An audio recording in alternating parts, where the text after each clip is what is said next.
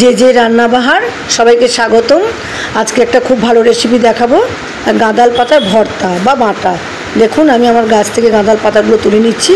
এটা বাজারেও কিনতে পাওয়া যায়, রাস্তাঘাটে এগুলো খুব অবহেলায় বেড়ে ওঠে, সেখান থেকেও আপনারা সংগ্রহ করতে পারবেন।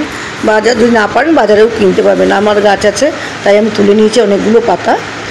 তো সেই পাতাগুলোকে ভালো করে ধুয়ে নিয়ে এগুলো মিক্সার গ্রাইন্ডারে দিয়ে বাটিতে দিয়ে তারপরে অনেকটা রসুন আর অনেকটা কালো জিরে আর 2-3টে কাঁচা লঙ্কা। কাঁচা লঙ্কাটা আপনারা নাও দিতে পারেন, দিলে একটু ভালো লাগে, আর না দিলে কোনো অসুবিধা কিছু নেই। দিয়ে ভালো করে ওটাকে মিহি করে পেস্ট করে নেব। তারপরে কড়াইতে তেল দিয়ে, তেল যখন গরম হবে তখন ওই বাটনাটা দিয়ে দেবো।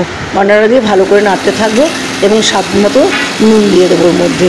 এবার যে ভালো করে ওটা ভাজা হয়ে যাবে, বেশ ছোট একটা মন্ড হয়ে যাবে, তখন ওটাকে নামাবো এবং রেখে দেবো ঢেলে। এটাকে আপনারা সংগ্রহ করে ফ্রিজেও রাখতে পারেন, অনেকটা বানিয়ে নিয়ে একসঙ্গে। এটা গরম ভাতে খেতে খুব অসাধারণ লাগে।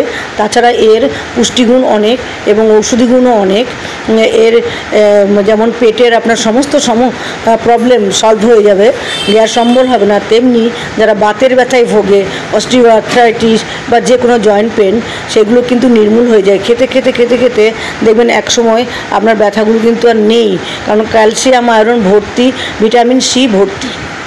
তাই এটা সবার জন্যে আমি এটা বললাম, করে দেখবেন এবং কেমন উপকার পান জানাবেন, এবং সবাই লাইক সাবস্ক্রাইব করে দেবেন। ভালো থাকবেন।